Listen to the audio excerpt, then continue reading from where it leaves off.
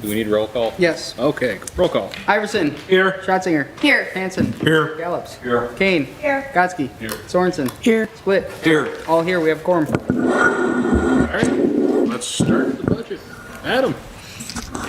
All right. Thank you all for coming over tonight to have this budget workshop.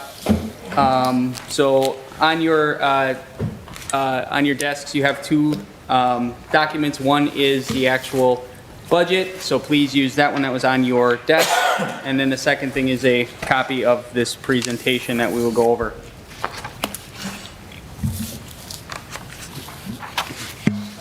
If you have any questions through this, let me know. But we'll try to get through kind of a presentation part and then get into the budget actually. So a lot of discussion over the past couple months about the 2023 budget, about budgeting in the state of Wisconsin with municipalities. Overall, I would summarize what we are going to be discussing tonight is a budget not just to get by, but a budget to build. A lot of communities are not in the position we are in for various reasons. But this budget in front of you is another step in the process to address many of our long-standing challenges. And it allows us to build off of a lot of the things we have already brought in front of you in 2022, while strategically investing in areas that help make a stronger community. Obviously, things like shared revenue, tax levy freezes, inflation have impacts on the city of Ripon as well as every community in the state of Wisconsin.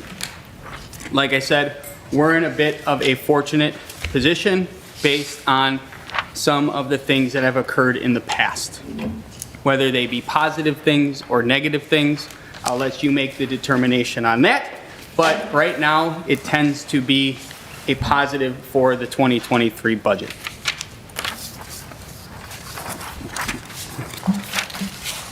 Going into the budget, some of the goals and challenges that we saw, certainly, like echoing what I just said, building off of the 2022 planning efforts and capital projects, using an unusually high expenditure restraint limit to our advantage in 2023. Generally speaking, your expenditure restraint is going to be under 3% or so. That is expenditure restraint is based off the consumer price index, as we all know. That one-year average is 7.7%. So we are at a very unusual time for expenditure restraint. And we do budget for expenditure restraint. That is one of the main things we focus on every year. Another thing we want to do is continue to use the TIF districts to our advantage to relieve some pressure on general fund and capital. We want to address the unsustainable health insurance costs. A goal was to significantly change how we handle parks and recreation. Okay? And then continue to refine the budget format and process with new staff. Tony, our Finance Director, Assistant City Administrator, took on the general crafting of this budget and formatting of this budget. And it builds off of a massive change that occurred last year. So there was a way that the budget was getting done.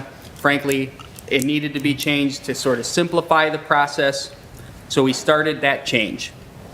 2023 is a continuation of that change, trying to improve the process.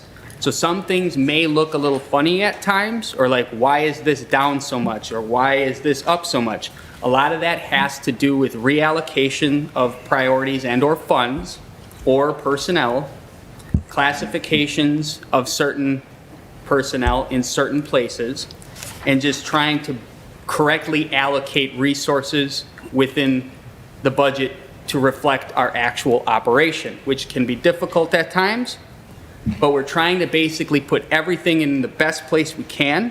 So sometimes that year to year looks different, as well as just sometimes changing things to have a better budget. okay? Whether that's consolidating things or, you know, completely removing past practices that don't make sense or we need to change.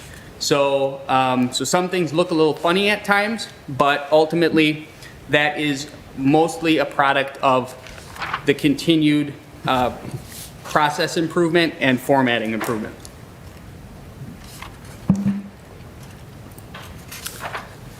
So we'll start tonight kind of going over our budget, what it all entails, and what we're going to review.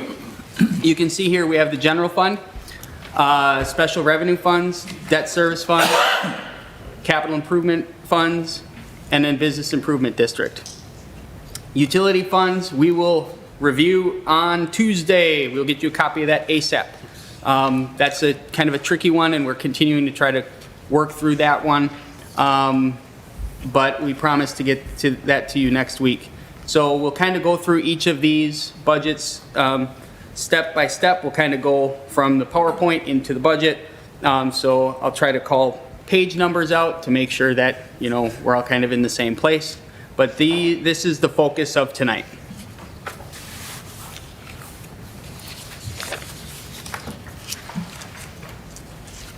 One of the biggest things I wanted to talk about tonight is our tax levy, and a little note about some of the things that have happened in the past, and something that I touched on last year a little bit that may not have been overly clear. And that has been the practice of not levying the full amount of our debt on the tax levy. Okay? This practice started, as far as I can see, going back in the books about 2015. I've put together here a spreadsheet of information going back to 18 to show you a column to the furthest left of me, calculated tax levy. The second was what we actually levied for our debt. Third is the actual debt we had, principal and interest payments. The next column is what we levied for the year. The final column is what we could have levied. Basically, the difference between total debt service and debt service levy. Dating back to 2018, that difference was $504,000. Dating back to 470, 2020, 450. Last year, when I brought this forward, due to expenditure restraint, due to tax rate, due to other borrowing things, we decided not to take the full amount, but we dug into it, okay? And there was a $321,000 carryover, or we left on the table. Yeah. Oops, sorry. Okay? This goes back many years. This is millions of dollars, folks. Okay? And there are reasons for doing it. Okay? Keeping target tax rates in place. Expenditure restraint certainly has an impact on this. But generally speaking, the city was continuing to borrow for capital projects year after year, and then taking operational levy to help pay for that borrowing instead of levying the full amount for that borrowing. And what that did was put a strain on not only funding services, funding operations, funding other capital. Okay?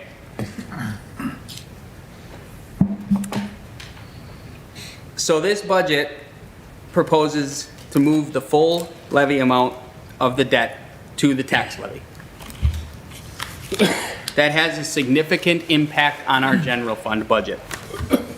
And at a time where expenditure restraint is the highest it has been, it provides us a unique opportunity to do this. Okay? So the other side of this is The proposal to raise taxes does not come at a time where we are just trying to maintain the status quo in the city of Ripon budget. The recommendation to increase this tax levy and make this move comes at a time where the taxpayer will be receiving more. We are doing more. We are building out departments. We are investing funds in infrastructure. So certainly in the past, if there were operational crunches or there were need to address health insurance costs, there could have been moves made to relieve that pressure on the general fund by switching this over. That is not what this budget, that's not why we're doing that in this budget. This is to do more, okay?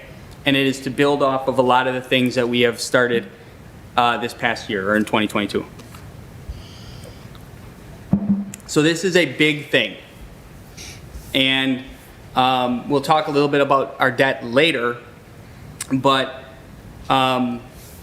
this is what was happening. So this is the recommendation in the budget.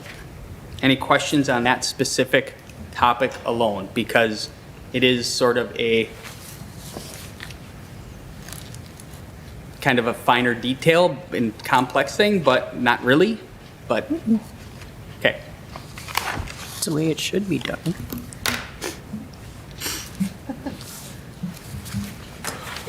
So moving on to the preliminary tax levy, and all of this is preliminary because we still haven't received our assessed value totally, so it is a little bit preliminary. Previous year, we had a tax levy of $3.556 million. That resulted in an $8.53 per thousand mill rate. Just for some context, 19 was $8.90, 2020 was $8.73. The preliminary tax rate for the 2023 budget, or the preliminary tax levy, is $3,891,376 and would result in a $8.99 per thousand mill rate, with and that's with our estimated assessed value.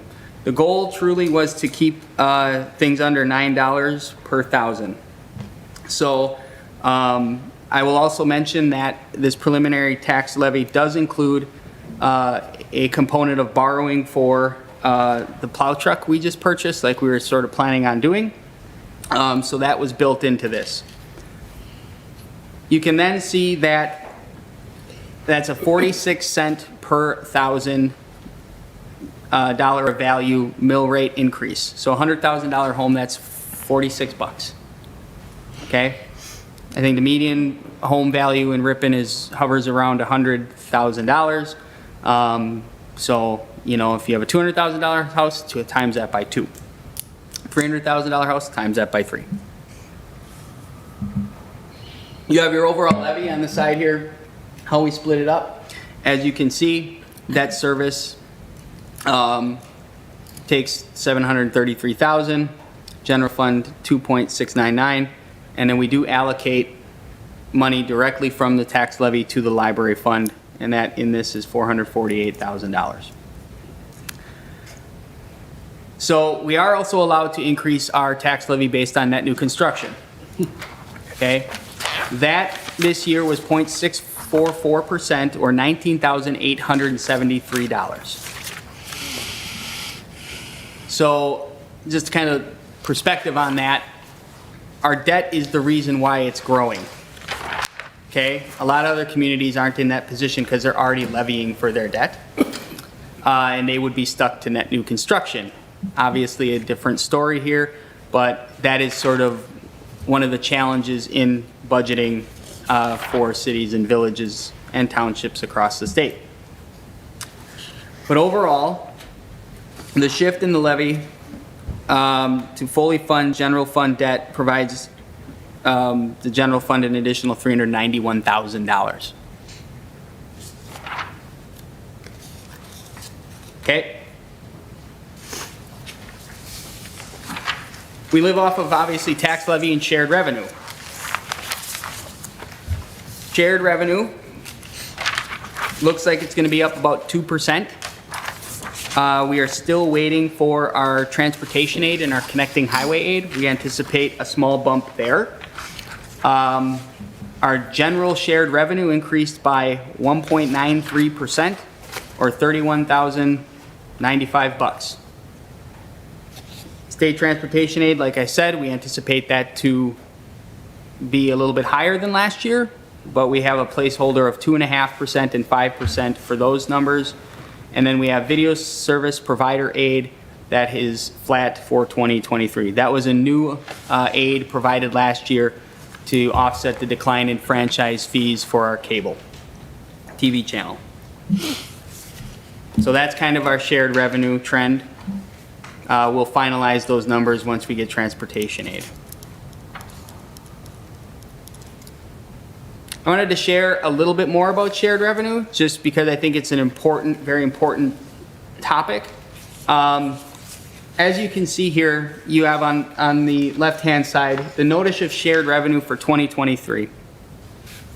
You have utility aid, and you have expenditure restraint payments, and then you have your general municipal aid. Utility aid compensates the city for costs that we incur for tax-exempt utility companies within our community. So they pay a tax to the state, they then fund money back to us. Our growth in our shared revenue for 2023 to 2022 is from utility aid and expenditure restraint. That's why it's $31,000 more. There's $17,000 from utility aid, and then there's $14,000 from expenditure restraint. Expenditure restraint payment is $117,000, utility aid $44,000. If you look closely, if you can't see it, our actual municipal aid number went up by a penny. Okay? That's the problem. That's what we're talking about with municipal aid. Okay? So that has remained very flat. I will also mention about transportation aid. They fund transportation on a 6-year rolling average. If you can see here, the city of Ripon since 2019 has been doing a way better job, because they base your transportation aid on how much you spend. And our 6-year average is 2.685 million, but our 3-year average is 2.957 million. So the last 2 years, which I anticipate will continue, spending more money in transportation gets you more money in state aid. And we have been doing that. Okay? Any questions? Expenditure restraint. Again, we budget for expenditure restraint. As I stated before, the reason we budget for expenditure restraint is partially the expenditure restraint payment, which is $117,000. If you don't qualify for expenditure restraint, you do not get those funds. So if you're not going to qualify for them, you might as well blow by them, right? And then the next year, get back in line and get the funding back. The reason we budget for expenditure restraint is partially the expenditure restraint payment, which is $117,000. Or, I got it. Anyway, so that was weird, hearing myself. I should stop talking. So as you can see here, this is directly from our expenditure restraint notice. The consumer price index being 7.7%, they then factor in our growth factor to get us an 8.1% expenditure restraint number. So 8.1 is the number that we have to be under. Our preliminary budget growth is 7.31%. So that meets expenditure restraint, the budget that we've crafted. Okay? Any questions on that stuff? All right. So you have with you your budget. We'll start kind of getting into it, I think. With general fund revenues. There is a summary here of general fund revenues and expenditures on the front page. And then there's a detail of revenues on page 1 and 2 of your actual budget. You can see here the total general fund revenues for the 2023 budget are $5.927 million. That's an increase of $460,553, or an 8.42% increase. The biggest chunk of that comes in what we had discussed previously, the property tax allocation to the general fund, which is $391,923 and a 16.99% increase. You can see here sort of a summary of revenues for the general fund, including property taxes, special assessments, intergovernmental revenue, licenses and permits, fines, forfeits and penalties, fines and fees, intergovernmental charges, miscellaneous revenue, and other financing sources. 46% of the general fund is funded by property taxes. 40% pretty much shared revenue. 4% license and fees, 3% fines and fees, or sorry, licenses and permits, 3% fines and fees, and then everything else, 7% the rest. Overall, there is a significant increase in revenues. I will call attention to page 1 and 2, share with you a couple of the changes we have made. The first, obviously, being the allocation of the $391,000 in the tax levy. The second is shared revenues have been adjusted with the $31,000 more in shared revenue, a small increase in general transportation aid, which will change later when we get the final numbers. We added in the county shared revenue sales tax sharing program that they started last year into the general fund budget this year. So we did that because of expenditure restraint. In future years, if that doesn't make sense, we don't have to add it. But we added it here. Okay? Building permits, I'll just mention there, kind of the big numbers on the side, right-hand side, where there's like, oh, there's a lot more. We're doing more in building permits. We're seeing more. That's all trend-based. In addition, court penalties and costs, so basically tickets, we're trending up as well. So that has increased by 14.58%. Going to page 2, most everything else remains fairly flat.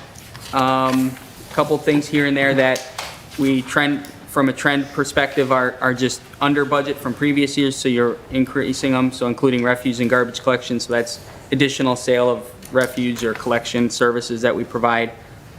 And then if you look to, we did add a line item for Parks and Rec programming and fees. So that's a pure estimate of $25,000. We have no clue if we'll get close to that or not. But we are hopeful that by providing Parks and Rec programming that it does lead to income toward the city. So that is a new revenue. You'll then see total intergovernmental charges for services. All of those numbers are down drastically. There was a practice that was done in the past to charge out certain things within, certain services within departments within the general fund. It didn't make sense. We discontinued it. So essentially lowering those to minimal amounts was what we are doing. And, but that practice frankly didn't make sense and overinflated not only revenues, but expenditures in the general fund budget. An example of that was if a streets employee went and worked in the parks, they would consider that revenue by charging it back to the parks at a inflated rate. Didn't make any sense. We're not doing it anymore. Okay? Where it does make sense is if DPW goes and helps EMS or goes and helps water and wastewater on a project. That's where we charge back out. Not within the general fund. Makes no sense. And that goes back to the allocation of staff in the appropriate areas instead of charging out within the general fund. That is why that is down a lot. We will have no building rent because the property behind there is vacant. And then miscellaneous revenue is trending up, so we put that up as well to $45,000. Overall, again, General fund revenues up $460,000 or an 8.42% increase.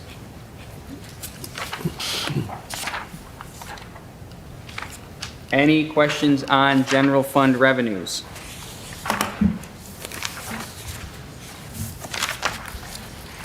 General fund expenditures.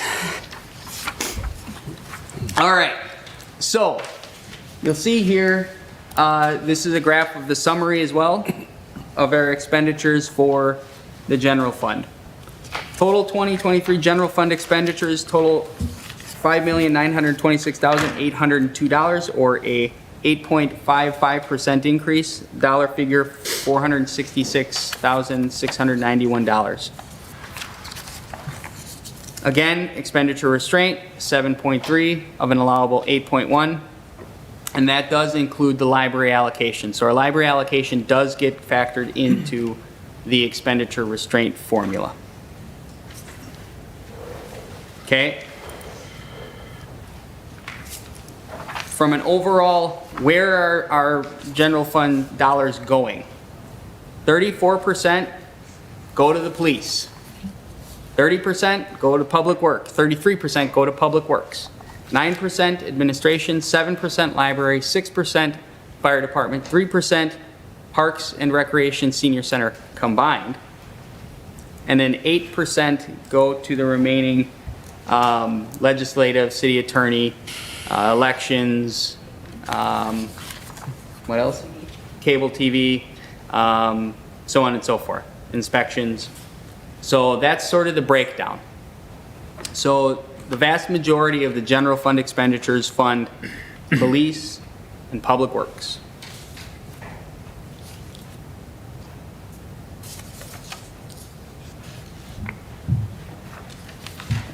Any questions with that? We'll get into a greater detail of each one in a minute here.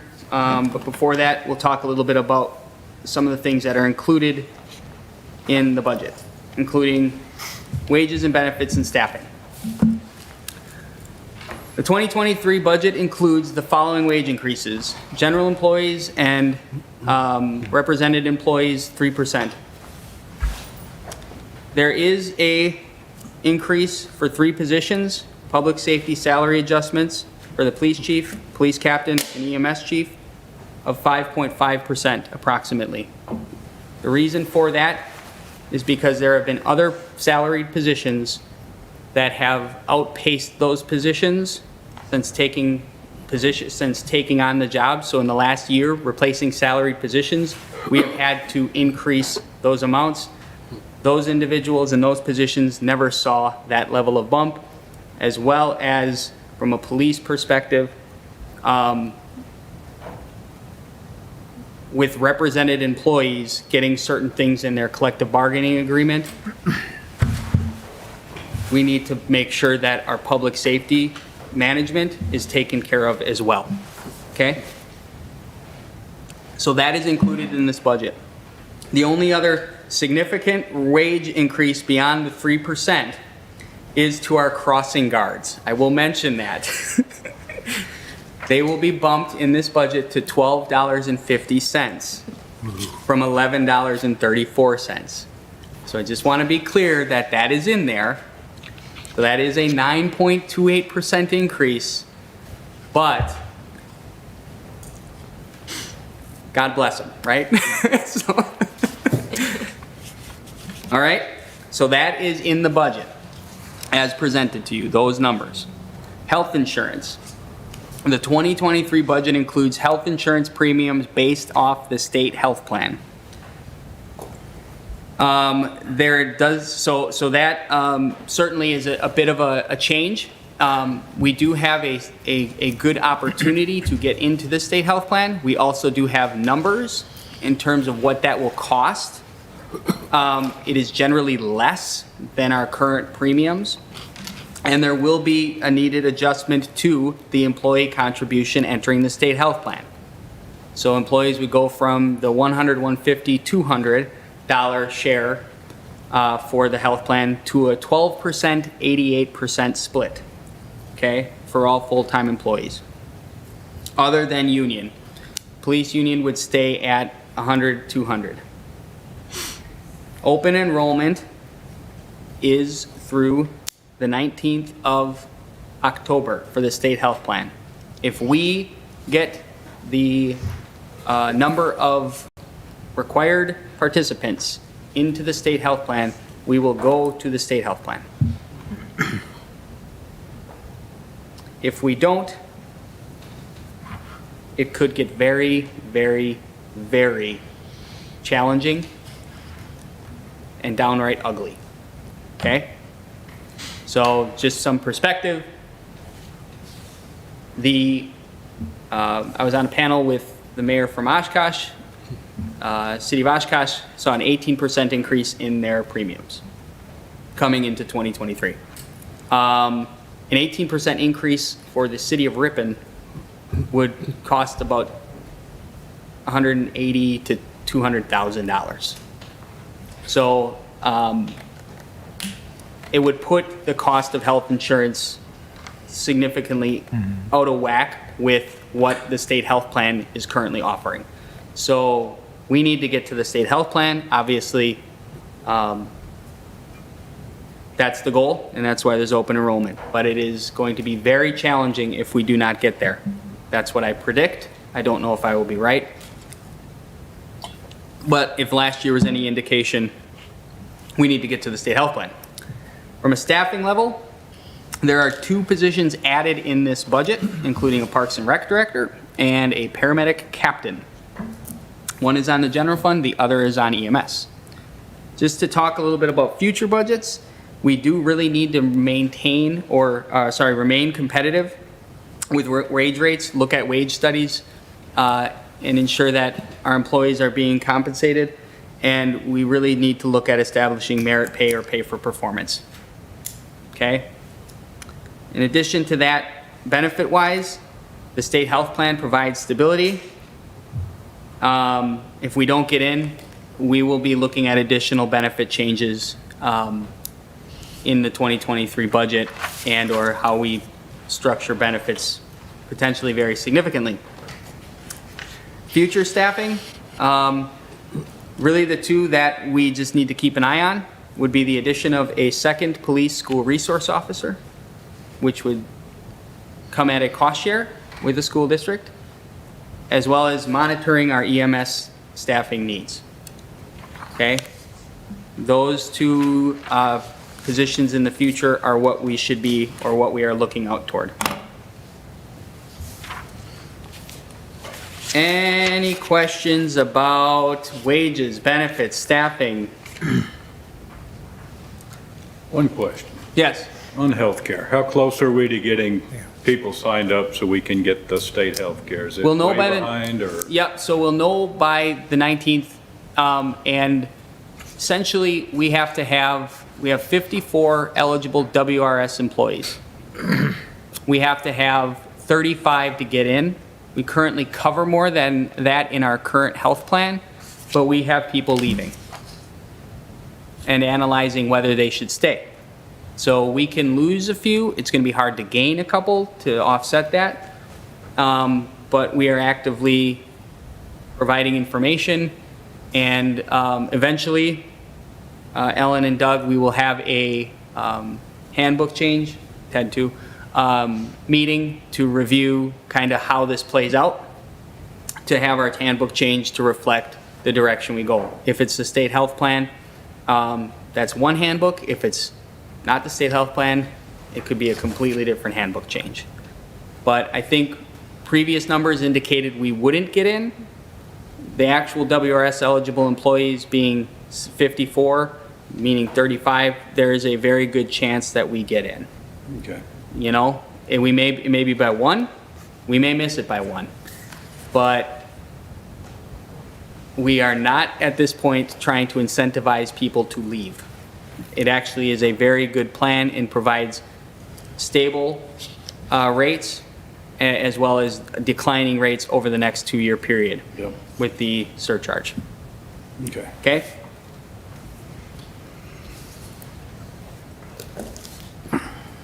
Any other questions?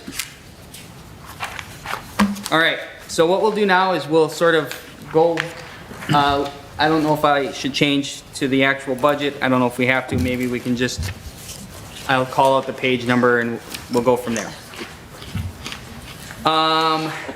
Page 3 in your general fund expenditure. So this is getting into expenditures. Where we're spending money specifically. Legislative, that's you all. Pretty flat. The only increase would be a small increase in publications and dues, and that's due to League of Wisconsin Municipality type subscriptions and whatnot. But overall, very flat in legislative. Nothing much to note there. Pages 4 and 5 are city attorney. One thing I will note is, it's kind of funny, you see, well, a 3% wage increase. Why is there a 4% wage increase? Well, last year we kind of, late in the game, authorized, instead of a 2% wage increase, a 3% wage increase. So we adjusted that in the budget in city administrative services. So allocating that back to the full-time salaries in the budget, there will be a reflection of 4% instead of 3%, including that 1%. Anyway, that's why that happened. So you see there, the only large increase is other contractual services, which are secretarial services increasing by $3,000. Rather flat budget, but Ludd requested a small increase there for the first time ever, mostly because the cost to retain his own employees has gone up as well. So I did not object to that request in the budget when he asked. Administration is on pages 6 through 8. You have on here your actual budget and in the detail. So full-time salaries, you will see is up 24.56%. Part of that was due to poor budgeting last year. I apologize for that. Part of that is due to a reallocation of staff resources back to the general fund from other funds as we've looked at people's responsibilities and job workload. So it reallocates things back as well as reflects actual wages paid. So when we budgeted last year, say for a finance director, not knowing how much one would cost, we didn't budget for the full amount. This year we know how much Amanda costs or how much all these positions cost because we've placed them. So that went up a little bit. Part-time salaries, that includes the janitorial position that we've hired part-time, that's working out very well, as well as money for the internship program to continue on. Hosting 2 interns in the semester, or in a year. Health insurance is the actual coverage versus what we predicted last year, so that has gone up based on people taking single plans versus family plans. So that does adjust up. Other than that, relatively flat budget for administration. Most of the rest of it is training and supplies and things like membership to conference or organizations, things of that nature. What would advertising be? Like when we publish notices and or like job postings or Print media. yeah, anything we're doing. Print media. I mean, yeah, there's umpteen different things. Special meeting notices. I didn't know we have to pay for those. Oh, Yeah. oh, yeah. Yeah, we pay the paper to publish every ordinance, every ad, everything we do. Yep. It's sort of a state statute. Yep.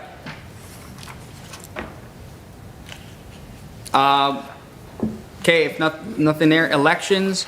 Elections are cheaper because we have less of them. So not much to really note there.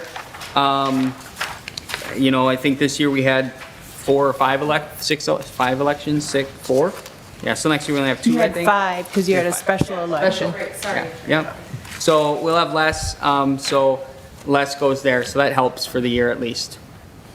And then, city administrative services, obviously here we have that 1% that was added last year. We removed that, that was wages, late in the game. And then we have insurance, which we projected 2.5% increase. We have some utility services in there, for all departments. That includes like, internet and phones. And then we have $20,000 for city improvement and planning. The goal there would be to carry over any park, housing, facility planning, as well as then we have a goal of doing transportation planning in 2023. So transportation planning, we'll talk a little bit about that later.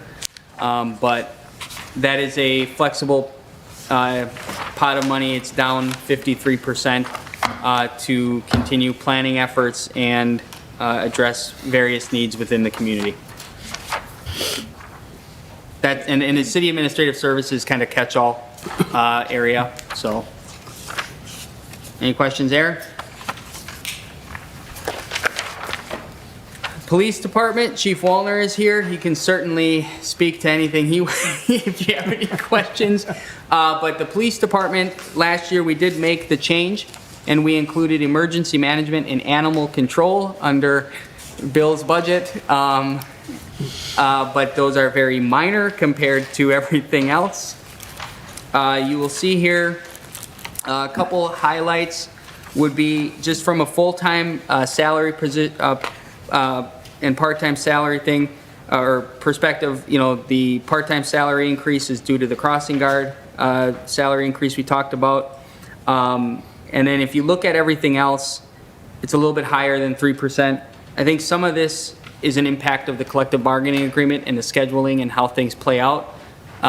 So a lot of times, you know, we have lateral transfers that happen. So somebody, you know, comes into our organization at a 3-year rate and then they get to 5 years and they get a bump instead of being here for 5 years. So all those things are very attractive and help staff and help make sure that we have a full roster. But a lot of times in the budget, they have impacts beyond just the 3% that's added into the wage increase. So that's sort of an explanation, and those numbers are directly calculated out by Amanda and Bill to make sure that everybody that is at the right pay increase or pay step based on where they entered. So beyond that, you'll see vehicles, which those are lease payments for enterprise squads. So we'll continue to make payments there and order another squad next year. Just some of the detail stuff, you'll maybe see something called Lexipol. Lexipol is the police policy and procedure manual and training software that is used by the service, started last year. Another highlight would be computer IT. That's a lot, but that is all through county IT. Last year, or sorry, this year, the PD moved to the county for IT. And then there's code enforcement software that we've been using that's been helpful in kind of taking care of some of those lingering problems from code enforcement perspective. And then at the end of it all, there is a pile of money for tasers, handguns, and rifles. Yes. Regarding computer IT, you know, you hear about these stories on the news about, you know, security for IT, hackers, things like that. How are we at in the city as far as security? And I mean, that would fall under every budget. Yes. So in the administration budget, I believe there was money set aside for like a new server as well as upgrading some IT. Okay. So the city administration and other departments are separate from the county IT. We've talked about moving to the county as well if they're willing to take us. We'll see if that change occurs. From an overall perspective, we're in a better spot today than we were a year ago. Okay? There's no doubt in my mind in that. Is there a path that we have ahead of us to be even better with that and protected? Yes. But that cost is significant. So we have computer replacements in the budget. We have certain things from a software perspective in the budget to begin addressing those, but you know, to do it comprehensively would be tens and tens and tens of thousands of dollars, frankly. We also have upped our insurance coverage, and that's why there's a bit of a bump in city administrative services under the insurance, because we've upped our cybersecurity coverage to $500,000 versus, I believe, 200,000 or 250. So we've doubled that because it is a problem and it is something that, you know, we're trying to address here. I think Bill and Troy can say that the county has done a fantastic job of keeping their stuff safe from the perspective of all of their records and, you know, Department of Justice access and all that fun stuff. Yeah, we're a little bit different, and the reason we moved to the county was to provide that extra security. Yeah, we're paying for that, but the level of security that we're at now far exceeds of where we were 2-3 years ago. We're a little bit different than the city because we've got all of our DOJ access to, whether it's DOT records or DOJ records. We have to maintain a certain level of security with that, and that was just accomplished by moving to the county for us. We also were able to move all of our phone technology over there. So you'll see, I think in here, like CenturyTel, for example, is 0.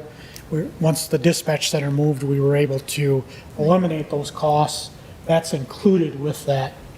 You know, that's all covered under the county system now. So we're on their phone system, their computer system, their IT. If we have an IT problem, we can call up the county and they will address it. They have staff on call, the same way we were able to do that, and we're not paying separate for that. It's all included in that 19,000. So for us, it's a good expenditure and a good amount of money to have that safety net for us. Thanks. Yep. And then just a note on emergency management, there's money in there for training as well as siren maintenance is the majority of that. So maintaining our sirens through a contract, and then animal control, everything there moved to Green Lake Area Animal Shelter last year. So we'll continue that relationship and provide them a payment for taking animals directly to them. Any questions about police? It's where we spend a lot of money. No? Okay. Fire department, you can see here, relatively flat. We'll need the allocation from the fire district. We did put a 1% increase of the fire dues to the fire assessment to the city. So relatively flat. We'll just need to finalize that when we get it done, or when we know. But we just said 1% just based on That's fine. based on conversation we had. And a question- Yes. Question for Ellen, is the budget still in process or did you finalize it? It is, we've scheduled our budget hearing for the 31st of October. So we will, the chief and I went over the budget today. I believe that we have another meeting on the 25th, and the budget will be, a balanced budget will be presented at that time to the board. Thank you. And then finally, building inspecting is just flat. That is generally pretty simple. It's pretty much professional services paid out to Sue Leahy for building inspecting and zoning. Okay? Nothing much to note there. All right, so next we'll get into public works. There's some fun stuff in public works. So some of the salary allocations are, you know, they look like, oh, you dropped 15% here, 8% here. All full and part-time salary allocations reflect current splits or estimated trends, okay? So we're just trying to best allocate the resource to where we think it's gonna go next year and to where we're currently doing things. So you have just on page 20 here, that's where Department of Public Works starts. It starts with Operations Division, and then moves to streets, so on and so forth. So kind of a operations, dropping about 16.9% or 48,948. Transportation is increasing by 1.53% or $17,888. Parks and Rec, or Parks Maintenance Division, we renamed it, we'll have to change that, but $21,895 increase. Then we have Buildings and Grounds, which is a 12.34 or $10,000 $175 increase. Waste management, a $22,846 increase. Compost, a $1,971 decrease. And then finally, the cemetery, a $27,325. Overall, it is a 2.4% increase for DPW, or $49,210. Operations is pretty stable. That is kind of the fund to support the Public Works Director and the administrative assistant down at the Public Works Division. A lot of kind of managerial stuff in there for time and work order systems, things of that nature.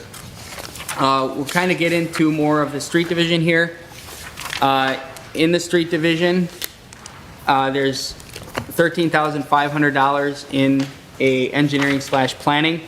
I would like to work on comprehensive transportation planning. What that means is everything from formalizing a better capital plan for roads, funding strategy, maintenance strategy for our roads and our road projects to better guide investment long-term in the transportation system of the city. It's something that I think was done at one point here more by staff. This would be more of a professional review and prioritize our roads. One of the reasons I would like to do this is I had experience serving on a committee that ranked a lot of applications for certain funding, and there were communities that did this kind of stuff and planning and were rocking it. They're doing a great job of executing projects, getting funding.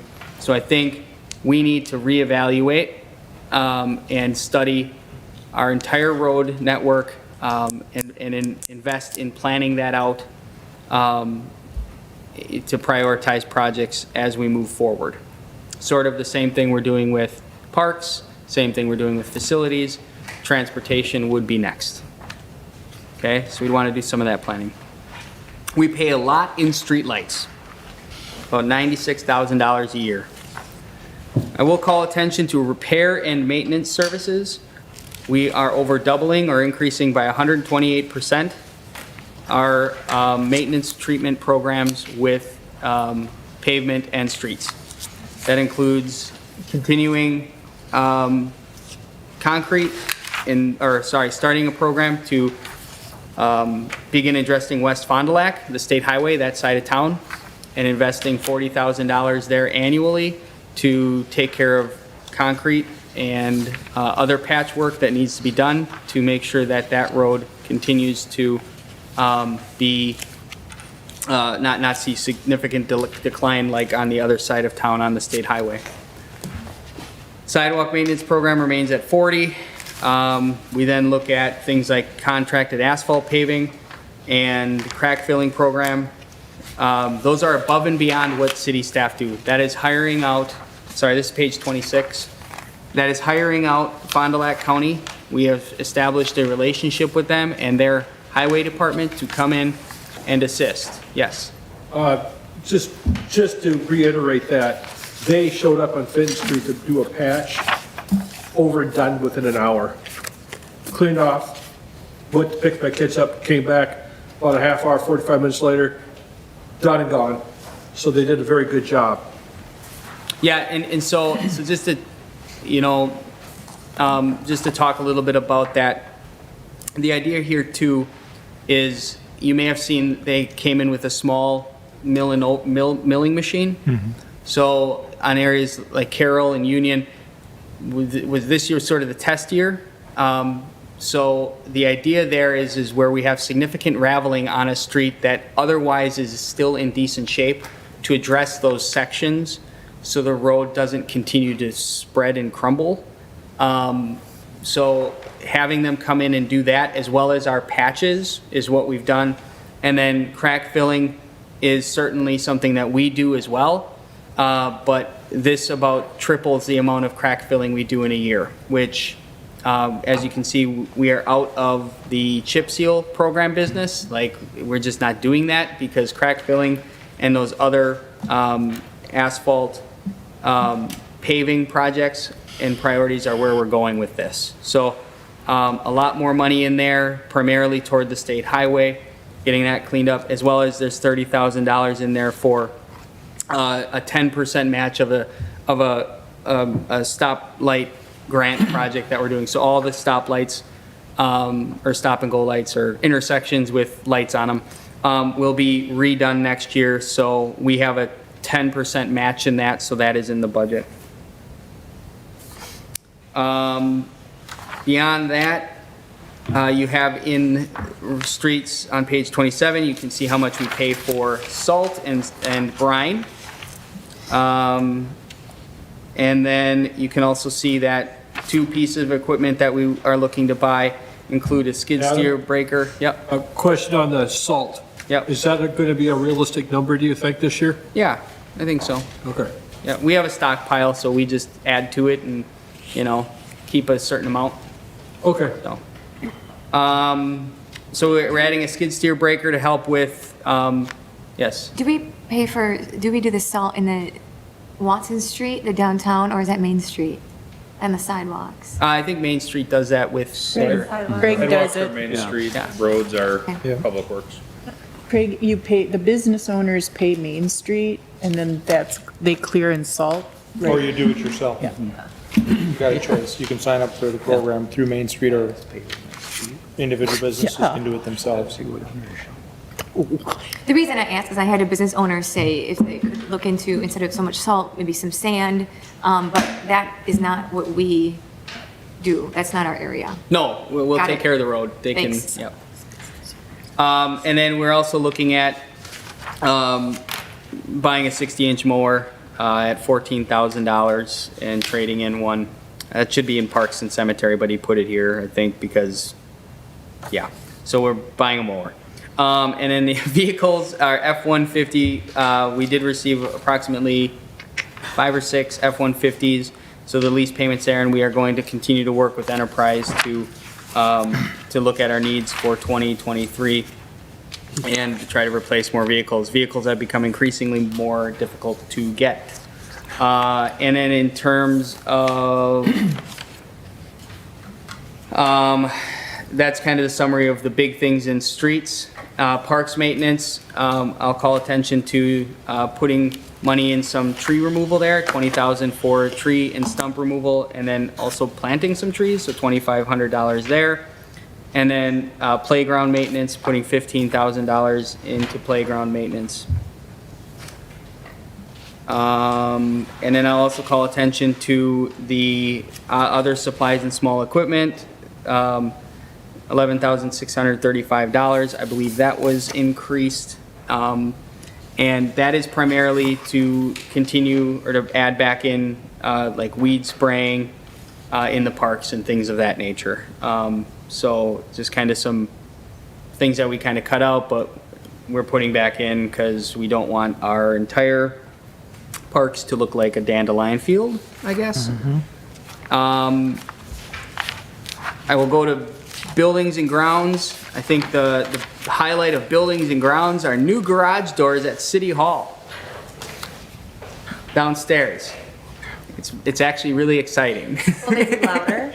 Yeah, they're gonna be louder. They're gonna be louder, yeah. You can go along with whatever's. Yeah, we need to do that project, so this will be, you'll see in EMS budget, there's EMS is taking a chunk of it as well. So we want to put new garage doors on City Hall, and then you can see too, we do have additional money for planting trees.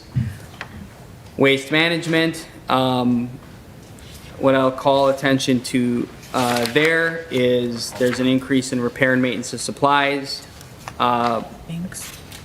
including $8,000 for new waste containers. Waste containers have like increased in price by way more than you would ever guess, by about 70%, I believe, over the last 2 years. So we are buying, I think, about 100 a year, and they are getting very, very expensive. But we have money in the budget to pay for that, as well as you can see here the Superfund expense in waste management. That is the site outside of town that we budget $30,000 for. We were not budgeting for that prior to last year, so we're continuing to do that. Compost is pretty simple. We'll continue to do free dump days, and pretty small budget overall. Then cemetery, I will call attention to $6,000 for tree removal, which is significant. And then also, I will call attention to $25,000 for cemetery management software. We currently run our cemetery on cards in a file. So if somebody needs to know where their loved one is buried, we go to a card on an index card. Lisa or Mike have to go in and pull it out and find it. It won't be 25 grand, it'll be a little less than that. But we need to modernize that, and we are working on proposals to do so. There will be a component of that that goes and converts all of those cards onto a GIS or a map system that has a public view, so somebody can go on there on our website with a link to say, search this person. Click, and it'll take you to that grave. So the hope there is then we have less people calling to say, where is my loved one? And us going to the Rolodex card, pulling it out, telling them, you're on plot 7 on section 6 in Hillside or wherever. We need to update that system. So it's a big expense, but if for some reason those cards were to be misplaced, damaged, destroyed, we would have zero clue where anybody is buried. Is there going to be an annual fee for the software? $2,400 as of right now.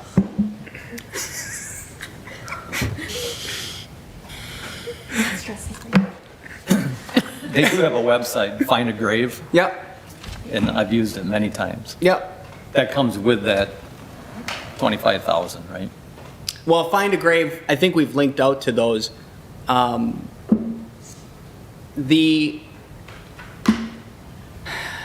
The software we're really looking at takes our existing maps that we have in the cemetery. They're all on big rolls of paper, and I mean it's straight out of 1930s how we're operating the cemetery. So Find a Grave is nice, and I think it's helpful. This will be directly on our site, so if somebody comes in and wants to find that, I think you can actually link to Find a Grave to that site as well. But they have, like this company that we'd work with has a component of, there are areas we don't know where people are buried, frankly. Like where we have plots and we don't know where they're buried. They have like radar that come in and find where people are buried. So this is like taking it to the next level, beyond Find a Grave that, it gets you there somewhat, but from a city perspective, what we are doing is essentially treating the cemetery like our GIS system and utilities. That's the equivalent of this, yeah. I would also say, more importantly, is if I buy a plot and my son doesn't know that I have one or where it is in Ripon, that you can look it up. We would be able to You would be able to assign that find- plot to your family. Yes. And not have just a deed that goes out. Right. Just a deed that goes out, and you put that deed, and you lose that deed. Right, exactly. And in 30 years from now, somebody's like, who owns that one over there? And we sell it again, and then it's a whole problem. Yep. Yeah. Because it happened to me at St. Pat's. I don't even want to talk about burying people. It's like a big thing in my family. So those are some of the bigger expenses and things we're putting money into in Public Works, beyond just reassigning or reallocating the resources for staff and whatnot. We can move to, if there's no other questions, Parks and Rec. Obviously, this is a completely new venture for the city of Ripon. So this is an estimate, trying to get numbers in place to do as much as we can and provide opportunities to establish the department and the program. I will note that the health and life insurance will drop by about $10,000, so that number will drop to about $147,000 in the final budget. Overall, we've talked about this at the last council meeting. Between this and fully funding the senior center, you're looking at about $160,000 to $70,000 of new cost into the budget. So that's a significant chunk. Overall, you can see the salary, there's some part-time as well to provide if there's need for interns or rec leagues or referees or any help. And then you have a lot of just funds in there for programming and advertising and professional services to sort of give some meat on the bone to get the programs up and running. It would be housed at the Senior Activity Center to begin with as a full-time position. We would also save an old squad car to have for the time being for a vehicle.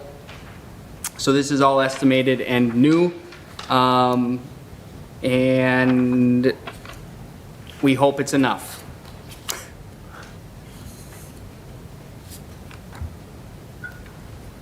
What are you looking at under equipment for 10,000? I think equipment-wise, that's anything from programming equipment. So if we needed to buy, it's really a versatile thing as far as saying we need a laptop for the person. You know what I mean? So I think it sort of could be a flexible thing, but yeah. Really catch-all, but mostly if they need a laptop or technology, things of that nature. Similarly to, office supplies, there's only a little bit of money in there.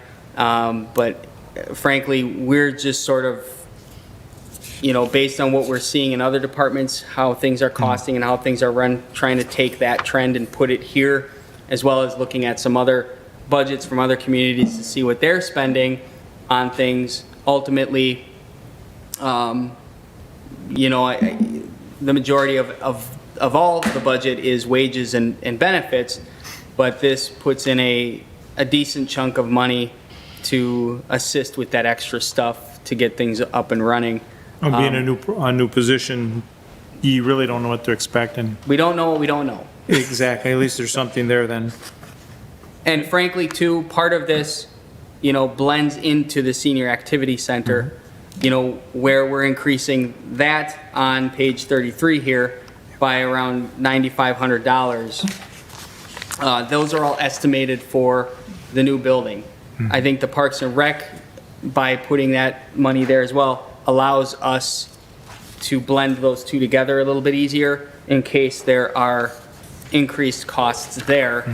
Certainly, again, we don't know what it's totally going to cost to operate that facility, but more efficient than I hope this place.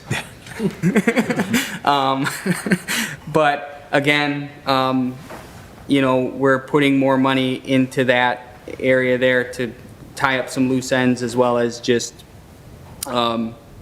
make sure we have pools of money for Noreen and the senior center to use if they need it for a new building.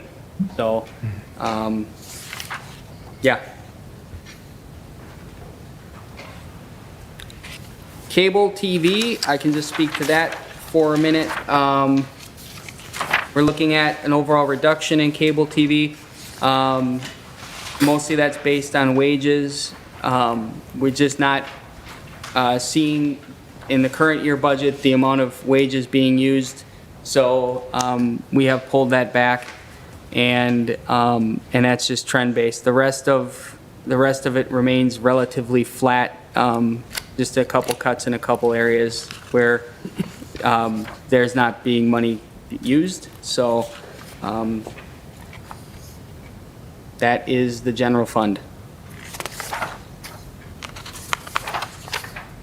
Any questions?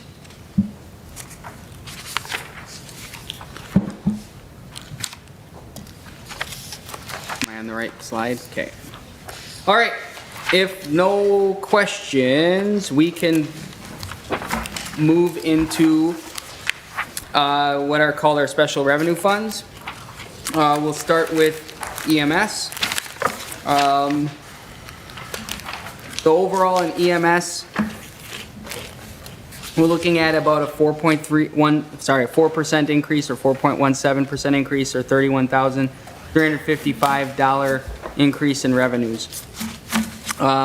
We have broken out certain things in the budget and added LifeQuest fees. So as LifeQuest billing takes on more control of our billing, that is where we will put those fees. You can see it's kind of a weird situation in our year-to-date actual where there's like a negative balance. The reason for that is how we have accounted for ambulance fees. Basically, when a bill gets put into the system, it counts it as revenue.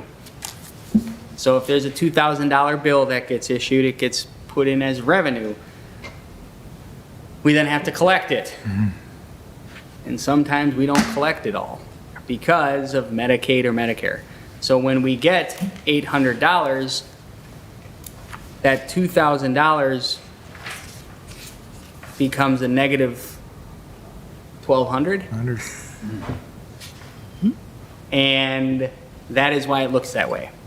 So with LifeQuest, we will not have that type of scenario. We will just monthly get a check with fees or what is paid in. Included in this is also the ambulance contract, the $50,000 with the surrounding municipalities. And we would be moving to a flat fee rate structure in 2023. So a component of the budget will be a fee resolution and schedule that we will present with certain fee adjustments. I think Mitch's intention with EMS is to go to a more flat fee because right now we charge out for everything under the sun, meaning if you get a Tylenol, it's $10 or if you whatever the number is. We've been advised to go to a more basic fee structure, so which will help with Medicaid and Medicare reimbursements because some of the medication that we would build into a flat fee on its own will not get reimbursed. But if you put it into the fee, the flat fee, it will get reimbursed. So we have to be a little bit smarter with how we bill, and that is with guidance from Mitch as well as LifeQuest. Overall, the major change in this budget would be the addition of the full-time paramedic captain position. That is why the full-time salaries have increased that amount. I will note that we did also pull out the EMS billing clerk from the city staff out of this budget entirely, as billing has moved out of that role and pushed that into water and wastewater. Beyond that, I will note that... Adam? Yep. I have a question. Yep. Are we still on EMS? Yep. I have a question. What is the Praxis medication machine rental fee on page 37? What is that machine? What does it do?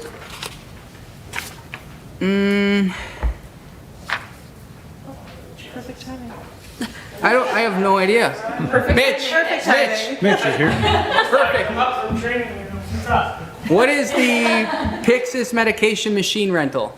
That's how we get our medications from the hospital. So that's the machine that we use. We have an assigned machine in the ER to restock medications. So that handles that way we don't have to store narcotics on site, which is a huge headache, a lot of DEA, stuff. So it's easier to have it stored there at the hospital. So What would one of those cost? the Pyxis, I don't know. Probably $25,000. I don't know.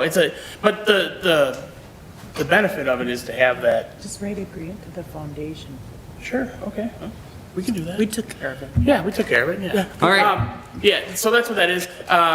We also buy our medications through that it keeps track of what we use, and they're cheaper from the hospital than from our suppliers. Any other questions, I just thought I'd poke my head in and see. That was, Mitch has also agreed to help pay for the new garage doors, so thanks, Mitch. I guess That's I in the have, budget. yes. Welcome. But there's Oh, a I can reason. answer your questions. They've had problems with garage doors, so we need to get those fixed, because we don't want one falling on an ambulance as it's leaving. No, we don't. I think that was mostly coming out of the police department budget. But overall, I think EMS remains, a little bit,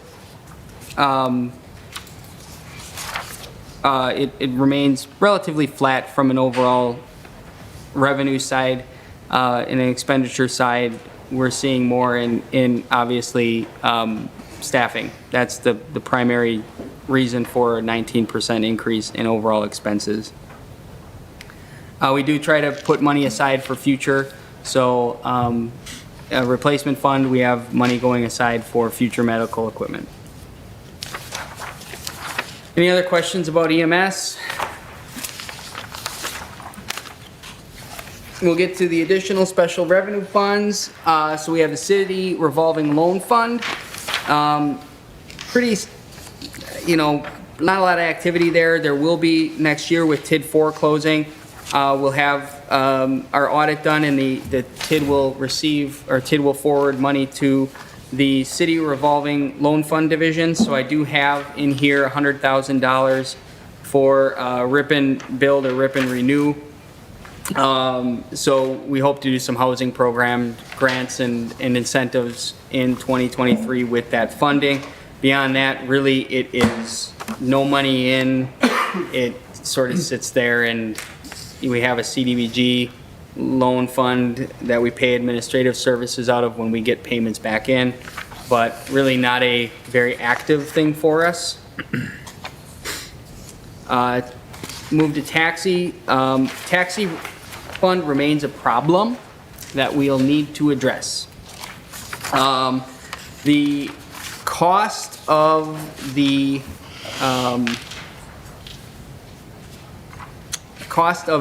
service contract with Brown Cab through our through our RFP process last year, the contract increased in cost. It's frozen again for 2023, but then it can continue to increase. We do get, a portion or a significant chunk, I would say, of our taxi service funded via grants from the state, Section 5311, and another one, I can't remember what they're called. So we get those every year. It is not enough. So you can see just this year, looking at only $80,000 in fees, so transit system user fees, and a $99,000 shortfall right now. So that the auditors have indicated going into this year's audit, there needs to be a comprehensive review of the taxi service and the charged fees. So again, with the fee resolution, we may have a taxi service fee increase in that resolution, okay, as part of this budget. The other side of this is capital, so buying new taxi cars and vans and things like that, which they are in dire need of. We have an opportunity likely to replace some of those vehicles with grant funding, but there is a match required, so we have to factor that as well into the fees, or the city has to just write a check to cover that, okay? So there's a lot going on there that needs to be addressed, and I'm sure when our auditors are here, we will specifically discuss that. But the taxi service for many years has been digging a hole. So obviously don't want to shock anybody with a massive rate increase. That is not the goal, but there needs to be something that changes there if we want to continue to operate that. And frankly, with the capital needs alone, we need to clean it up. But from a budget perspective, we're trying to get it to a revenue expense balance. That's what we try to do. It doesn't always work, and hasn't been for the past few years. So we'll bring forward a proposal on that as we move forward with the budget and fee resolution.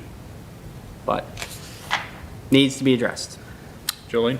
No, I was about to ask a question that I was not going to, but you saw me. I was going to say, so the reason why we don't see the breakout on maybe what pay is on maybe gas, cost of this vehicles is because, you know, we pay for brown cap. So that's entirely up to them, professional services. Totally.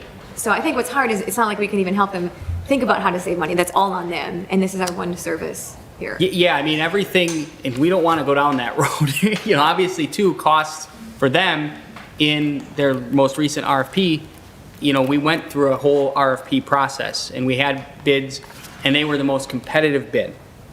They handle this, you know, from fuel to, they lease our vehicles, they actually lease them.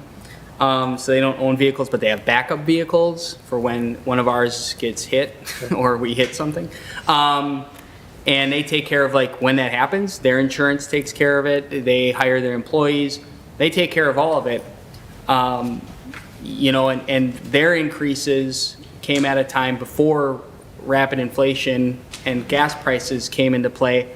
So, you know, and there's only so much that they can raise theirs as well annually in our contract based on federal guidelines. But ultimately, the grant amount has not kept pace with the contract amount, and the fee is not filling in the gap either. So you can, if you're not going to get more federal funding, which you're limited to an 80-20 split, or, you know, you're limited to how much you can get, there's only one other way to get revenue. It's either raise fees or pull from the general fund, or pull from the city funds to pay for the taxi and subsidize it, which that's not how it's intended to operate.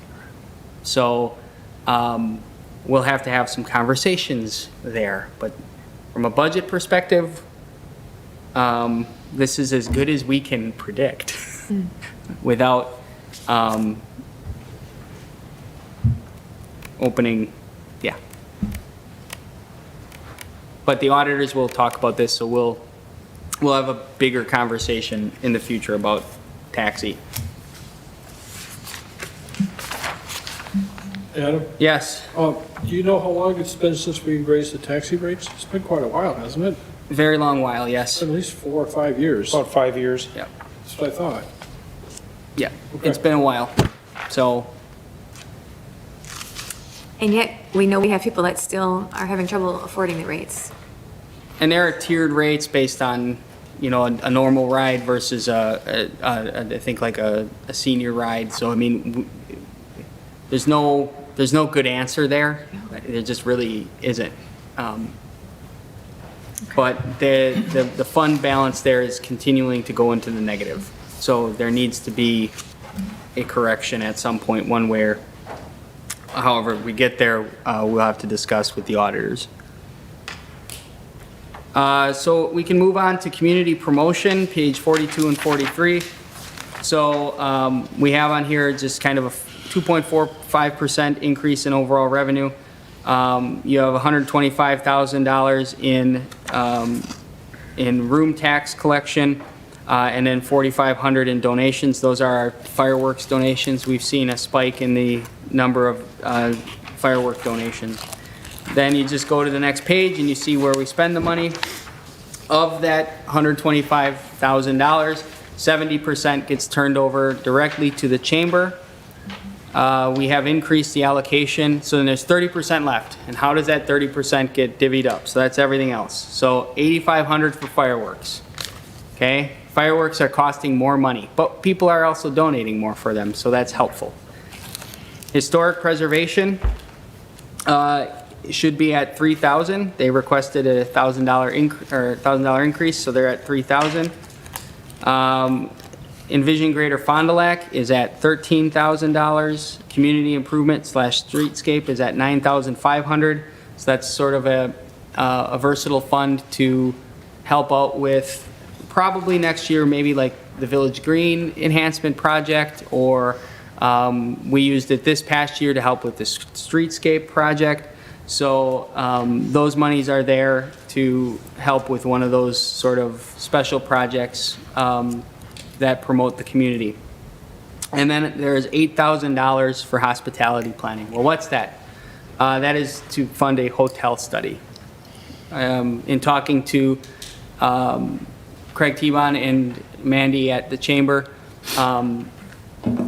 we would like to complete a hotel study to determine whether or not there is room for additional hospitality development within the community. So that runs about $8,000. The whole concept is,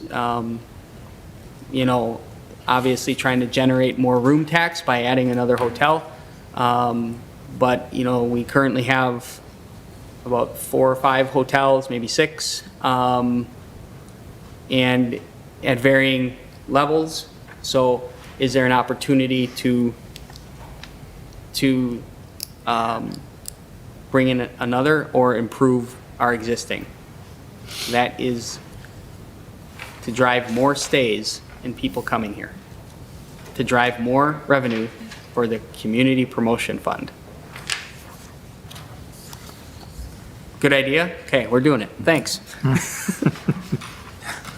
I will note, I did have a conversation because $13,000 goes to Envision Greater Fond du Lac. That is a significant amount of money of that 30%. There are a lot of other things that this fund could go toward.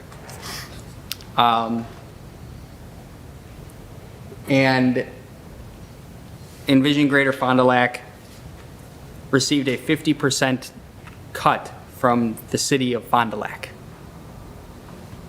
in their 2023 budget, reducing them from $65,000 to $32,500. So I had a long conversation with Envision Greater Fond du Lac about the value of our $13,000. And we have come to a better understanding of what their role is here in the community, I believe, and how they can assist us. So I'm not proposing a cut to Envision Greater Fond du Lac in this budget, but it will be something that is reviewed annually in the budget process. I don't know how Envision Greater Fond du Lac can look at every other community and take a cut from the largest community they serve of 50% and not expect us to ask the same question, like what, okay? So obviously, had a conversation. It was ultimately a positive conversation, and their role will be in working with the city to promote and expand industrial development in the community. That is, yes. It's economic development. This is probably what we used to pay the Fond du Lac Economic Development Corporation 4 years ago. The Envision Fond du Lac is a hybrid of their former Association of Commerce as well as the economic development piece. So they do have members that's their chamber too. Not sure why the city would cut it 50% because they work on a lot of retention issues for the city with manufacturing. They allocated those funds to the Fond du Lac Downtown Partners Group, I believe. So yep. So, yeah. Yes. So it was, and I had no idea that was happening when I asked Sadie at Envision Greater Fond du Lac, how is this calculated? Now, obviously it's only $13,000, but it's a big chunk of this particular fund. that we could use locally for other things. And that was my question, is how is this calculated? And it was based on that old $1.50 per person or per capita type number. So, but, I don't think it, at this point, would serve us well to cut anything more from them, with the understanding we have and with what they are dealing with at Fond du Lac. But I think it certainly speaks volumes that they received a 50% cut from their largest municipality. So that's just what it is. The city of Fond du Lac had their budget is, how many million? 200 million? I don't know. They had a 25-minute conversation on $65,000 to envision Greater Fond du Lac. The rest of the budget was no big deal. It was that one thing. So there's, but I certainly talked to them, and I think Jolene last year at the budget asked, what do they, I think there is value there still, and I think they have committed to showing that to the city, mostly through the industrial side of things and supporting us in expansion of industrial business parks. Because as you see on our maps, we are, from an industrial perspective, running out of room or out of room. So if they can be assistance and work with us to build that out better, that would be where they fit into place. Any questions on that? The fun one. I don't think so. Page- Adam, do they have an office in Ripon? They were planning on having an office in Ripon. They do not have that office in Ripon. So they were working on being at the Carnegie Library. That did not work out. So they are still trying to find a location, but have yet to find something to have a permanent location. I know they have like office hours in Ripon and have taken on a lot of their chamber activities there. But my message to Envision was, that's a great idea to have a presence here, but we have our chamber, we have our Main Street, we have those organizations, and we want to clearly define those boundaries before, people start coming in, kind of like what happened in Ripon. So, but they are not currently, they do not have a place. Has there been a review of, per se, bang for the buck that we've gotten over the last year from them? Because that was one of the original things that was supposed to be done when we agreed to enlist with them. Yes. It has not been done as far as I know. Every year, they will come forward with a laundry list of things that they have done to help Ripon. But that list, is, and I hate to say, what have you done for me lately? Okay? But that's why this annual conversation is where we're headed with it. Year one of budgeting and me in the position, learning about what they've done. Now year two into this, I've seen a little bit more. So we'll continue to evaluate that. They could come forward with an entire laundry list of things that they've helped with. And I don't disagree that there's value there, but a lot of that has happened years ago, or happened when it was the Fond du Lac Economic Development. Exactly. Yes. FDL, So have they been as active here? No. Are they trying? Yes. Has there been resistance from groups here? Yes, there have been. I mean, it's just, so I think from the standpoint of the next year, the industrial side of things, if we don't see some results, or we don't see loans or things coming to Ripon, We have to look at this. we have to evaluate it, because And that, that's what we were supposed to have been Yeah. doing. It seemed like it just got rolled over and rolled over without them Yeah. following through on what was originally proposed when we got into Yeah. this.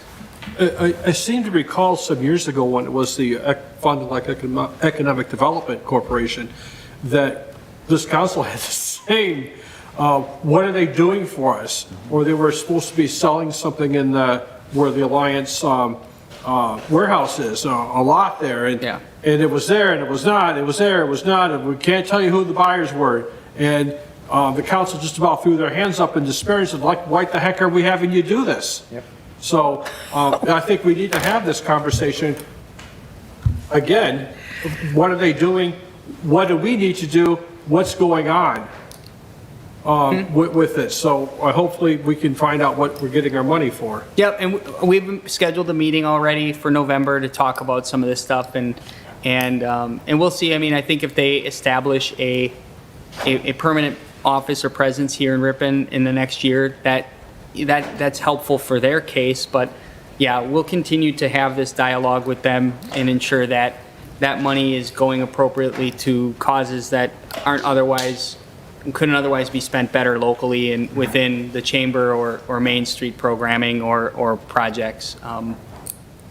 You know, you don't want to completely get out of industrial, economic development either. I mean, this is not anti-economic development at all. It is a part of this is a membership fee. The other is economic development. What do they call it? Support or whatever. So we need to see that though. So and frankly, too, a lot of my correspondence over the last year, I will say, has been positive with them. And I'd have monthly meetings with Jim Cleveland. Well, Jim Cleveland now has left the organization. So, they're in a transition period as well. That is, the next person who takes that role, I think, will directly impact how we view our investment in that organization. So. Okay, thank you. Yeah. I do see them trying. They just said they have a leadership fond-du-lac program, and I think for the first time ever, perhaps, of their meetings, they held a meeting here in Ripon. So this is professionals from throughout the area, and they held their meeting in Ripon. So it was good to see that they're thinking about us.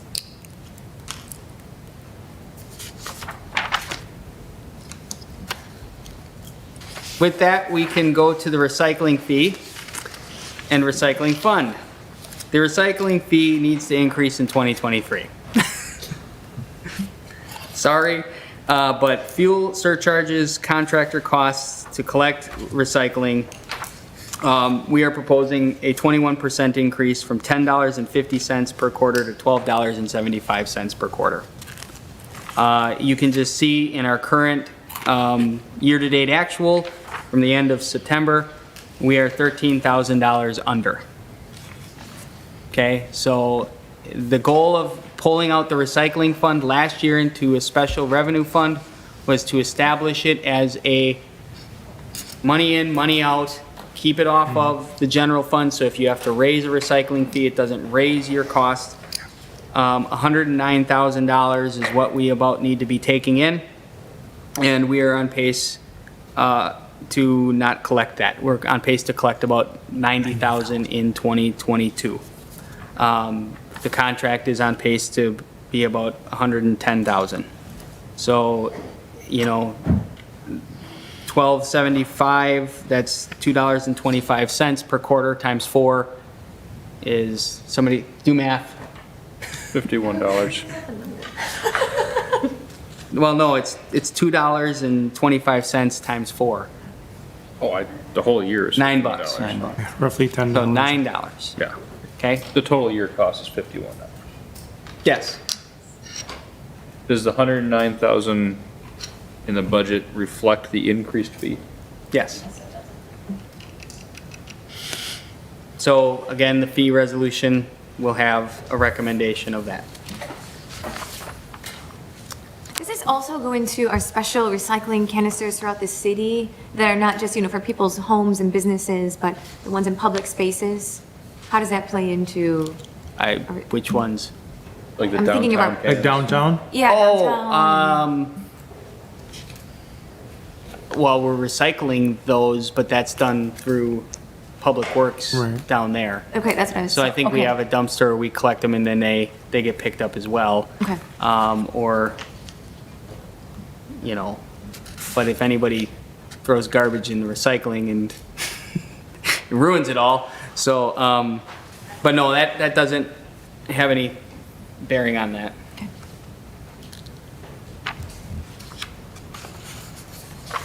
Questions on recycling? Next is library fund. So the current budget has a frozen allocation of $448,344. We did receive a request from the library of an allocation of $476,382 or $28,000 increase. So this is frozen, and that is mostly due to, we would like to review fund balance for the library in the 2021 audit, as well as, I believe, the health insurance figures that were used in their budget were from the original estimate, which were significantly higher than the state health plan. Yes. An email was sent out by Desiree prior to the meeting indicating revision to their budget request, which would be an increase of $4,479, which is a little less than 1%. Over the original $448,344. I did not receive that email, Well, I'm just letting you know. so we can certainly see if there's an additional $4,479, but we will also be reviewing the fund balance Right. in the audit to determine the allocation. Right, right. The health insurance will change too. I mean, they're in the health insurance too, right? I mean, Yeah, and I think, they save money there. This pays for their health insurance too, right? so like the state health plan numbers versus the projected numbers, that, like the Parks and Rec, where we had $40,000 in the health insurance or the insurance component of that budget, going to the state health plan, that would drop to $30,000. Okay. So we were using the bigger number in the original, and then we received, about 2 weeks ago, we received the state health plan figures. So Desiree's in the room. Desiree, is the revised budget with the $4,000 increase, is that because of the insurance? Yes, because I just found out calculation? yesterday at the department heads meeting that the number was lower, so I revised the figures, so that's why it's lower. So the 1% increase is the 3% wage increase that's given to city staff, so it helps cover that. So that's the only difference in the budget then. Thank you. So I think there's an opportunity, because of that Parks and Rec overage, to shift that to library if that's the desire of the council. But you're going to review fund balance also, Yeah, just as we're working on with the fire district.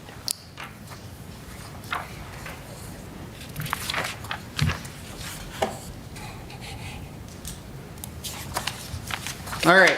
If nothing else, we will move to debt service fund. Debt service fund is all of our debt payments. This will change a little bit, but overall, our debt payments, they will be down from previous years. We are assessing the full debt tax levy to cover the general fund obligation debt in this budget, so we talked about that previously. The principal and interest payments do not reflect borrowing for a new plow truck, but we will get that in front of the council in the next couple weeks. So that'll change a little bit. Generally speaking, there's not much we can really do or change here. This is what we have obligated ourselves to for paying for previous general fund capital and projects. We do need to continue to adjust how we use debt for capital projects. We need to look at, although we're in our statutory limit, kind of the idea of borrowing for some smaller stuff, like squad cars and trucks that we could pay for in the budget, or mowers, things of that nature. Borrowing for those versus trying to budget for them. But a longer-term strategy needs to be developed. We've talked a lot about that Our debt continues to go down in terms of payments, but the process in the past was to borrow annually X amount of dollars to keep debt at a certain level. And our fear is just that perpetual continued practice of borrowing for things every year will limit our ability to do larger things in the future. Okay? So our strategy right now, and Amanda and I have talked in length about this, is we're going to stop. We're just going to stop. Because at times we were borrowing money while then putting money into our fund balance at the end of the year. Okay? So we could have paid for some of that borrowing through fund balance. So we're just going to stop. Stop digging the hole. Find yourself in a hole, stop digging, right? We don't know the total ramifications of all of this.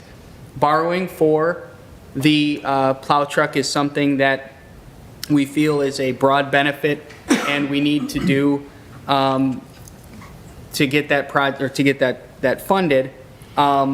But beyond that, we want to just sort of take a different approach and stop this practice. Okay? Yes. Why would you borrow every year if you don't really need it? So I think what happened, if I can just go, because I wasn't here, obviously. I know, you know, but- I know, and I'm new too, but it seems like a very bad budgeting practice. What happened in the state of Wisconsin is the pressure of shared revenue freezes, Right. levy limit freezes. Right. What that did in communities was it put pressure on them to raise the levy through borrowing. That's what's happened in the state. So the only way you raise your levy is when you borrow money to do a project. Well, we did that, but we never raised the levy. Okay? So that put pressure on operations and other ability to fund capital projects out of the general fund. Okay? Because that money was going to pay for debt. We talked about that an hour and a half ago. So, we would prefer to get to a point where, like we're doing with the plow truck, knowing what we're purchasing and strategically borrowing for it ahead of time versus running the credit card up in a budget on a project and then saying, well, we just spent $400,000 on a road, a plow truck, and a squad car. Let's go borrow for that, without ever really understanding how much money was also put in the fund balance that could have maybe offset some of that borrowing. Even if it's $100,000 of fund balance, if you had a good year, it lowers the amount you're paying interest on. At the same time, we do want to keep a healthy fund balance. So, stopping borrowing and taking this approach, may have some impacts, but I don't think we're at a point where we know what it's going to do, at least for another year or so. So was the city bonding for squad cars at one point? They weren't bonding for squad cars, but I know that one year, they were road projects, garbage truck was borrowed for. I know that like a boiler for the library at $80,000 was borrowed for. Okay, So- do we have a fund balance policy? Do we have written hard copy procedures and policies for these things? Because in all the budgets that I have done as an administrator, I have never seen anything like that. That's why we're stopping. Thank you. It's actually giving me a headache thinking about it. I wouldn't say, I think there were things put into borrowing that were smaller purchases. You don't do that. There were at times. Now, you know, I wasn't here, but every year we'd borrow about $400,000, give or take. And it would be split up between roads and equipment. And that equipment could have been smaller or bigger, depending on it. It could have been a plow truck, could have been, yeah. So we didn't borrow for squad cars. I think we budgeted for those. Good. But I can't remember exactly what we did last year, but there was, yeah, last year was, I believe, the garbage truck. We borrowed $275,000. Well, anything that you can amateurize over 15, 20, or 30 years, you should be borrowing for. Yeah. You don't borrow for cars, you don't borrow for computers, you don't borrow for software. No, and I don't think it was that much of a problem, but I know there were small things that got lumped in at times. So we are just taking a different approach, and we have a fund balance policy. We need to review that as well and talk about how that, and that's after budget. Yeah, she has it written down. So, and just trying to more strategically do this because, our planning that we're doing, whether it's parks, if we do transportation planning, facilities planning, we have a lot of things coming up here that we need to begin preparing for. And as our debt sort of goes down, I just want to try to get out of the practice of continuing to keep it at a certain level when, frankly, we're going to have a $9 million city garage to build at some point. So you're also going to be presenting us with a 5-year capital improvement plan, correct? There will be a 5-year capital improvement plan. The next slide is capital projects for the year. 5-year capital improvement plans are great, but they change. But they change every year, Yep. but it's not, it's Yep. like a roadmap. So we will do our best to get that all hammered out and reprioritized beyond just this year because we need to do that. But yes, there will be a 5-year capital improvement plan as well. But frankly, even that is going to change just with parks and all the other planning. So we're sort of trying to kind of do that. But in the back of my mind too, I know that there is an entire wave of capital projects coming our way from our planning efforts. So you can see all of our debt payments and fund. So we're taking the stop digging approach. So if everybody's cool with that, we'll move on to capital. All right. Now, I will say that capital does say we are going to borrow money. That is just a placeholder. I don't know if we'll have to do that, but that is sort of how they've been doing this in the past. So basically, we do have $125,000 put in from the general fund, general projects. That is TID allocation to capital to assist with the Tigert Street Bridge removal project. The main projects for the year included in the budget are State Street Road and Bridge, Tigert Street Bridge removal and the addition of a trail, Murray Park Trails, so finishing off the trails back there, tearing down 126 Jefferson Street, and then the new plow truck. Those are our bigger projects. The Murray Park Trails and that, you have the 100,000 for that? Yep. Did we not get 105,000 from the county We did used towards the trails? We did get $100,000 from the county to use for the trails already this year. Yeah. So to cut in the trails, that has already been accounted for. Right, I just wanted to Yeah, bring so that this out, would be so- paving and then trying to do the entire loop in the park Right. and finishing that up. Overall, I would say that we do hope to use some of our TIF districts to feather in a couple other smaller road paving projects. But we have to sort of look at the half-mile radius around it and determine what roads would get some attention. So there will be infrastructure dollars in the TID funds, but from a purely general standpoint, general fund standpoint, it is going to be the year of bridges. Have we gotten a price quote for removing Tigert Street Bridge, or is this just a guess? This is an estimate based on MSA. They're thinking, I don't even know if I have the sheet in front of me. Doug? What about Jackson Street? Just down the stream from Tigert Street. Is that still something that needs to be replaced down the road, or? Jackson? It needs to be The addressed. Jackson Street Bridge, yes. Yeah. What do you mean, you can go 5 down that road? Yeah, I mean, I mean, everybody knows it, there's no shortage of road projects or infrastructure projects that you know, there's no shortage. I mean, it's just, part of this too does not count or take into consideration any other grant funding that may or may not be available. So all of this could change if all of a sudden we get money for something. So these are what I'm most comfortable in this point committing to. The Tigert Street Bridge is probably about a $75,000 removal minimum. And then by the time you put in a trail and you put in riprap, you're looking at all of 125,000. That's without the pedestrian bridge over. No pedestrian bridge over, but there's a path. We are trying to get a path put in. So we would do that as part of that project because there's already going to be a bunch of heavy equipment there.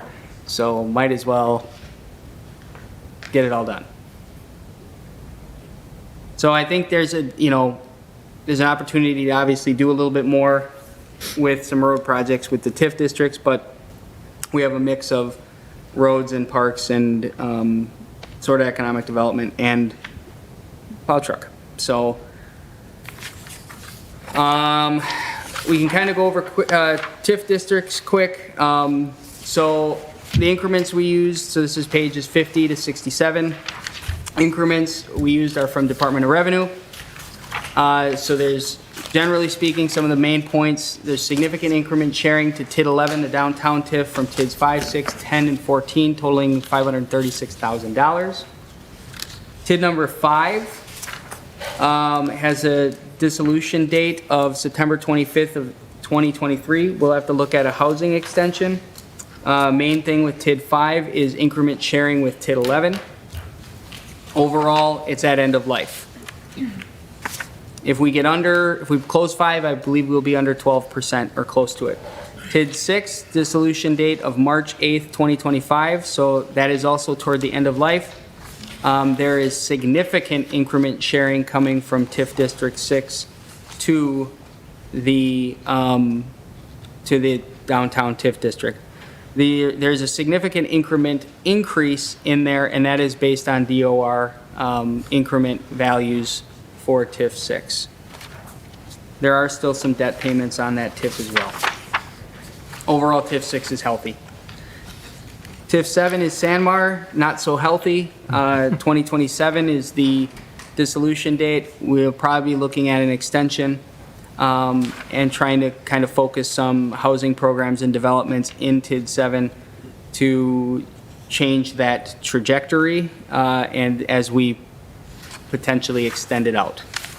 Overall, still making debt payments and just the increment value is not there, as well as your developer guarantees officially end after this year. So those payments will be gone the last years of the TIF district.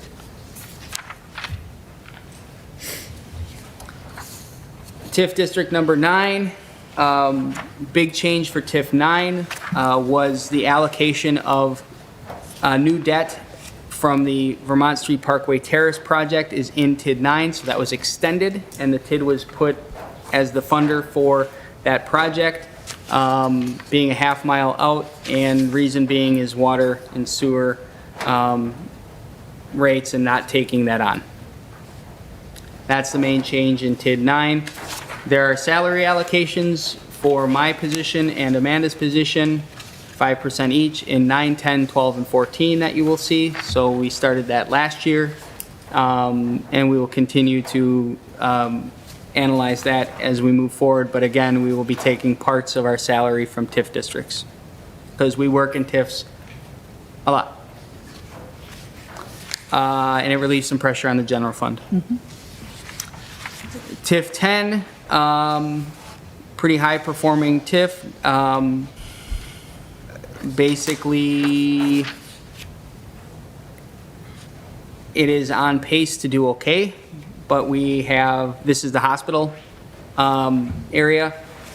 We need development out there. We're running out of time. So September 2024 is the final expenditure period for that TIF district. So in terms of developing out there, after that date, will become nearly impossible, because, not impossible, but highly improbable, because there will be no ability to incentivize development. So we are running out of time on TID 10. There's $50,000 in there as well, allocated to potential of a small infrastructure project. We may not do much there because they helped fund the Douglas Street paving project this past year. Overall, still, like I said, a healthy TIF, but infrastructure may also go toward development if somebody needs to develop out there, so we've kind of put a pad there. So is that an example of something that the, like Envision Fond du Lac, going back to what they can help us with? They can help us get the word about this area, or? Yeah, I mean, that ultimately is, you know, a focus of theirs. That particular area, just review it online and look it up yourself and see the price per acre. Okay. That is, I've talked to the realtors there representing about our needs and how we could develop that area, provided them ideas, provided them resources. Time is running out. We've told them that as well. But it is, yeah, it's just a bit pricey per acre. And as you are well aware, one of the first things that a developer asks about is how much for the land. And if it's more than $1, it's generally, I'll go to the next place. TID 11 is the downtown. As you can see, very little increment in the downtown TIF district, about $50,000, but magically has $591,000 worth of revenue because of the $536,000 of sharing, increment sharing. So that's downtown TIF. Better position than what it has been in the past, but certainly still has a significant debt burden that is being covered by sharing in TID 11. What's the closing date for 11? I would have to look. I didn't write that down. Sounds probably about right. Mid-30s? Yeah. Yeah, I think it's 35, Mid-30s, 37. somewhere around in What, there. 2035 or something like that? Okay. If it was a 27-year TID, it was started in 08, right? So 35. 35. So, TID 12, this is where we're putting money in to do the Tigert Street Bridge. Overall, a decent fund balance and a high enough performing TIF district to take that on. And not much more to report there. TID 14, $50,000 for infrastructure. Obviously also some increment sharing on a little bit of a level there. Overall, again, an area we can continue to focus on and develop, and a very strong TIF district with some time left. Just to take a step back too, you know, you see TIDs 4 and 5, they may close in the coming years. So that's, you know, if we extend those out from a housing perspective, you could be looking at over $500,000 in increment for affordable housing initiatives. So we'll decide if we do that. Generally speaking, we should, but, you know, back of your mind, just keep that for housing. Finally, TID 15 is pretty steady, pretty early. Increment will continue to go up with the American House project, and we do have a small pocket of money in there, just $10,000 for infrastructure. If something happened in the downtown that we wanted to fix, we could maybe use TID 15. That's the overlay downtown district. Still very early, but I wouldn't do much with that unless there's a big problem. And bid, money in, money out. Don't really have anything to report there. Pretty simple, 61.9. Overall, that is the majority of our budget for 2023. A lot of stuff that we are putting in there has been built on from 2022. There's some new initiatives and very positive things that I think can come from the investments made in this budget. A huge shout out to Amanda Toney for her work on the budget. It has been October 6th last year was the same date we had this meeting, so we're on pace to last year, but it has been a lot of work, so thank you. And a lot of kind of reformatting and just making sure things are in the right places, as well as a thank you to our department heads for putting forward budgets that are frankly not asking for more than what they need. That was 100% my ask, is if you ask us for 2% increase in your operations, you better have a darn good reason why. Okay? And I think they all came back and provided realistic and appropriate budgets for their operations and their departments. We owe you, obviously, utility budgets. Bill, do you have something to say? We owe you utility budgets. We'll have those on Tuesday to just quick review. We'll also then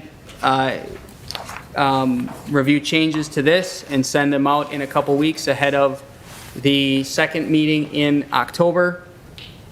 Future budgets, I just have a few notes here, pretty much echoing some of the things in the presentation that have already been discussed, so I won't expand on them anymore. But overall, we'll continue to communicate changes out to the council, and if you want anything changed or have any questions about the details in this, please let us know. We will have our budget hearing set for November, the first meeting in the second Tuesday in November. And I will hope the 8th will be our public hearing. From a personal side of things, I will do my best to be here for the upcoming council meetings and everything. So if I'm not here, there's a reason why. If not, Amanda and department heads will certainly be here to communicate changes with the budget. Any questions or concerns, reach out. Any additions, if you like to see something change, certainly bring it forward. But overall, I think the budget is fairly solid. Certainly addresses a lot of things. Bill, did you have a comment? Thank you. I can stop talking. Shut up, Adam. I just wanted to say that, you know, I've sat through a number of these meetings in my career. You know, I've been here 30 plus years, 20 of that in administration capacity. Holly can probably attest, John, you guys have been on this council the longest. I think I just needed to come up here and say that of all the meetings I've ever been to like this, I think I just sat through the most comprehensive and well-explained budget meeting that I've ever sat through. And that's a compliment to both Adam and Amanda for their work here. They're complimenting, you know, Adam's eager to compliment Amanda, which should be done, complimented him as well. Both of them were very attentive to staff direction and issues within their budgets under some difficult circumstances here and some changes. Obviously, some forward thinking here on their parts. I think both of you guys can attest to what you just witnessed. And I just felt the need to come up here and say that. I thought they did a hell of a job in this preparation and this meeting tonight. By far one of the best explanations and comprehensive explanations I've ever seen on a budget. So thank you to both of them. Thanks, Bill. You bet. You're welcome. Also, thank you to the department heads. As always in the past, they've always been very good at minimalizing their requests because they understood where the budget and that was. But this year, they really applied themselves a little bit extra, I think, and Desiree was a good example on that with it making the changes last minute and that. So if you see a department head out there, thank them for their time they've put into the budget because, they're pinching pennies too. And it makes our job a little bit easier. So, yeah, we continue to work. We owe you utility budgets, so we'll get those to you. So, And I would just like to say, I like the format of this budget, very easy to read and very explanatory at the same time. Anyone else have any questions? May I make a motion to adjourn? You may. Moved by Ellen, seconded by Paige.